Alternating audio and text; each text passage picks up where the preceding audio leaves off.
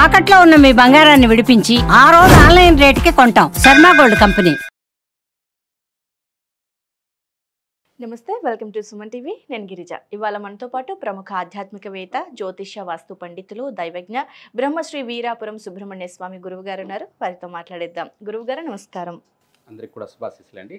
గురువుగారు, మనకి 28న శని త్రయోదశి వస్తుంది గురువుగారు. మరి శని త్రయోదశి అనగానే శనికి సంబంధించి లేదంటే శనిగ్రహ ప్రభావం ఉన్న వాళ్ళు, అర్ధాష్టమ శని, అష్టమ శని ఉన్న వాళ్ళు శనికి గనక పూజలు చేస్తే శని బాధల నుంచి బయటపడొచ్చు అని అంటూ ఉంటారు కదా.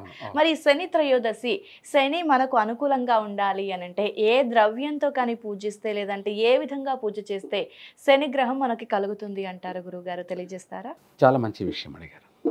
ఎందుకంటే ప్రతి ఒక్కరికి జాతకరీత్యా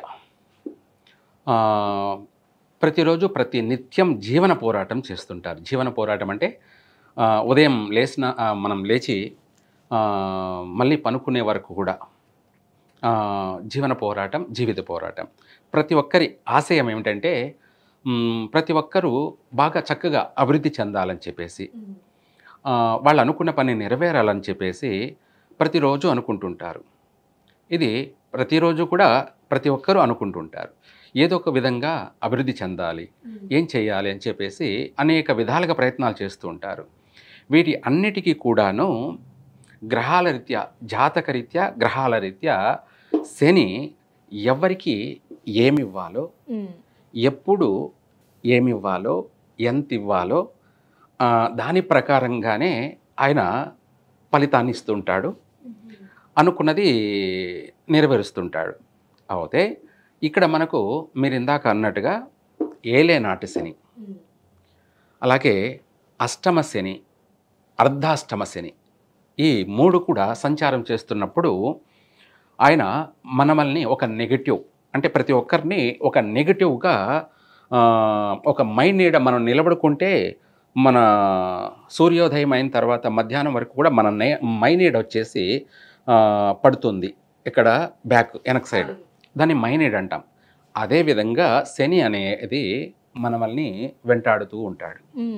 ఇంకా చెప్పాలి అంటే గ్రహణం, సూర్యగ్రహణం కానీ చంద్రగ్రహణం కానీ అన్నది మనము ప్రత్యక్షంగా చూస్తూ ఉంటాం. ఏమని? ఆ గ్రహణం పట్టి వదులుతూ ఉంటుంది, పట్టు విడుపు. ఎలా పట్టి మింగి వదిలేస్తూ ఉందో ఆ విధంగా ప్రతి ఒక్క మనిషిని కూడా, మనిషే కాకుండా ప్రతి జీవరాశి కూడా, ఇక్కడ మళ్ళీ మనిషికైనా అని అనుకుంటారు, ప్రతి జీవరాశి కూడా, ఆవుకైనా సరే, బర్రెకైనా సరే, గొర్రెకైనా సరే, అంటే ప్రతి ప్రాణికి శని యొక్క పట్టు విడుపు జరుగుతూ ఉంటుంది. దాన్నే ఆ పట్టి వదిలేదాన్ని భాగాలుగా ఆయన సంచారం చేసి మన శరీర భాగాలుగా సంచారం చేస్తూ వదిలేస్తూ ఉంటాడు. ఇంకా చెప్పాలంటే ఒక పాము, ఆ సర్పము దాని ఒక వస్త్రాన్ని, అంటే తన కుశాన్ని తనే వదిలేస్తుంది. అట్లాగా శని కూడాను విడుపు అన్నదాన్ని, ఆ మనిషిని, ఆ పాము ఎలా దాన్ని స్కిన్ వదిలేస్తుందో ఆ యొక్క విడుపు అనేది కూడా మనిషిని అలా వదిలేస్తుంటాడు. అయితే ఇదంతా కూడా నెగిటివ్ అన్నది మాత్రం తెలుస్తూ ఉంటుంది, మనిషికి అర్థమవుతుంటుంది, తెలుస్తూ ఉంటుంది. కానీ దాన్ని కనుక్కోగల బ్రెయిన్, అంటే మైండ్ అనేది, అది కూడా ఒక అప్సెట్లో ఉంటుంది. సైకాలజికల్గా జ్ఞాపక రాకపోవడం, తెలివి అనేది లేకపోవడం, మర్చిపోతూ ఉండడం, ఇలాంటివి అనేకమైనటువంటి కారణాలు. ఇదంతా కూడా నెగిటివ్. దాన్నే ఏలేనాటి శని సంచారం అంటారు.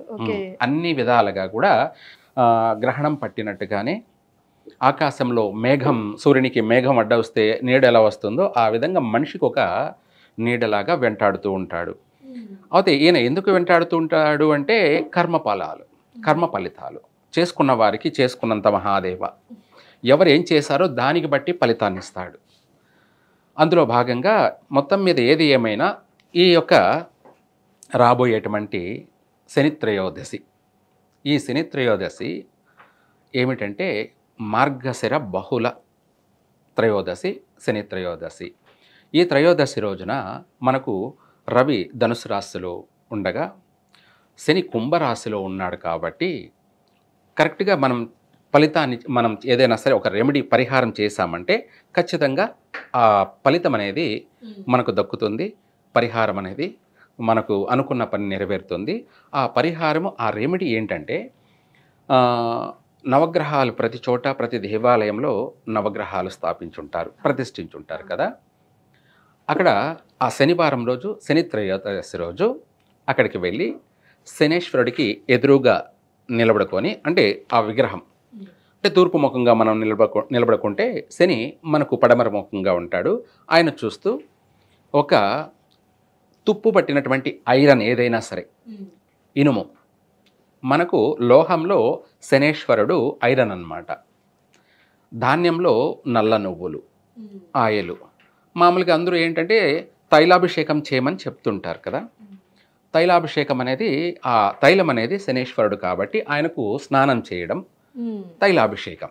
ఓకే, ఇక్కడ డిఫరెంట్గా మనం చేయాలి. ఏం చేయాలి అంటే ఆ ఐరన్ అనేది, తుప్పు పట్టినటువంటి ఐరన్ అనేది పూర్తిగా శని నివాసం ఉన్న స్థానం అని అర్థం. ఆ తుప్పు పట్టినటువంటి ఐరన్ను తీసుకొని మనము 3 సార్లు మన తల నుంచి కిందికి శరీరాన్ని తగిలిస్తూ కిందికి తీసేయాలి. అంటే దిష్టి లాగా అనుకోండి.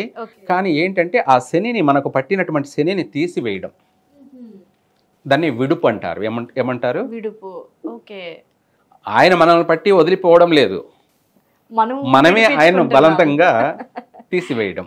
మనమే ఆయన్ను పట్టి మనల్ని పీడిస్తున్నటువంటి ఆ శనిని కూడా ఈ యొక్క ఐరన్ ద్వారా మన శరీరం నుంచి 3 సార్లు కిందికి తగిలిస్తూ కిందికి తీసేస్తే, ఆ 3 సార్లు అలా తీయడం వల్ల శని మనల్ని వదిలి వెళ్ళిపోవడం జరుగుతుంది. ఒకవేళ వదిలి వెళ్ళిపోకపోయినా మనకు కొంత తీసిన ప్రభావం వల్ల ప్రస్తుతానికి మాత్రం ఆయన వదిలేస్తాడు. దాన్నే విడుపు. ఆ విడుపు ఏంటంటే మనకు ఉపశమనం అంటే ఏదో మన తెలియనటువంటి దరిద్రం మనల్ని విడిచి వదిలేసి వెళ్ళిపోయినట్టు, లేదంటే తెలియనటువంటి మనకు ఒక డల్లు అనేది వెళ్ళిపోయేసి మనకు పట్టినటువంటి ఆ మైండ్ అప్సెట్ అంతా ఉంటుంది కదా, అది వెళ్ళేసి మనిషికి బాగా ఫ్రెష్ అనేది, మైండ్ ఫ్రెష్. మన స్నానం చేస్తే శరీరం పైన మురికిపోయినట్టుగా మన మెదడు కూడా కాస్త షార్ప్గా అనిపిస్తుంది. అంటే తెలివిగా ఆలోచించడం, మనము ఏదైనా సరే మనం అనుకున్న పనిని సాధించడం, అనుకున్నది నెరవేర్చుకోవడం చక్కగా అనేక విధాల కలిసి వస్తుంది. పూర్తిగా ఇక్కడ ఈ యొక్క వచ్చేటువంటి శని త్రయోదశి రోజున ఈ ఐరన్ తోటి 3 సార్లు తీసి, ఇందాక చెప్పాను కదా, శనీశ్వరుడి దగ్గర పాదాల దగ్గర పెట్టాలి. అలా పెట్టేస్తే పూర్తిగా మనం తీసేసిన ఆ ఐరన్ని అక్కడ పెట్టిన తర్వాత అప్పుడు తైలం తీసుకొని శనీశ్వరుడికి అభిషేకం 6 గంటల నుంచి 7 గంటల లోపల, ఉదయం 6 నుంచి 7 లోపల శని సంచారం చేసే సమయం అన్నమాట. అనగా ఏ వారమైనా కానీ, శనివారం అంటే శనేశ్వరుడు సూర్యోదయం నుంచి 1 గంట సంచారం చేస్తాడు. ఆదివారం అయితే సూర్యుడు ఆదివారం కాబట్టి 6 నుంచి 7 వరకు సూర్యుడు సంచారం చేస్తాడు కాబట్టి ఆదివారం అంటారు. సోమవారం అయితే చంద్రుడు వచ్చేసి ఉదయం 6 గంటల నుంచి 7 గంటల వరకు చంద్రుడు సంచారం చేస్తాడు. ఇలా ఆ చేసేదాన్నే వారం. అయితే ఆయన సంచారం చేసే సమయంలో మనం ఇలా చేసినట్టయితే తప్పకుండా పూర్తిగా శని యొక్క పీడ నుంచి మనము తప్పించుకు తిరుగువాడు ధన్యుడు సుమి అన్నట్టుగా తప్పించుకునే మార్గాలు అయితే ఉన్నాయి. ఇది కూడా కుదరని పక్షాన రాహుకాలంలో శనివారం 9-10:30 రాహుకాలంలో ఇలాగైనా రెండోది, ఇందాక మనం ఉదయం కుదరని వాళ్ళకి రాహుకాలం టైంలో కూడా ఇలా చేసినట్టు అయితే ఇంకా కూడా చక్కగా కలిసి వస్తుంది. అందరూ శని బాధ నుంచి విముక్తి పొంది ఆరోగ్యపరంగా బాగుంటారు, ఆర్థిక పరంగా కూడా ఏదో ఒక రూపంలో కలిసి వస్తుంది, మనశ్శాంతిగా ప్రశాంతంగా ఉంటారు. ఇంట్లోని చికాకులు, ఈ యొక్క బాధలన్నీ కూడా వైదొలిగిపోతాయి.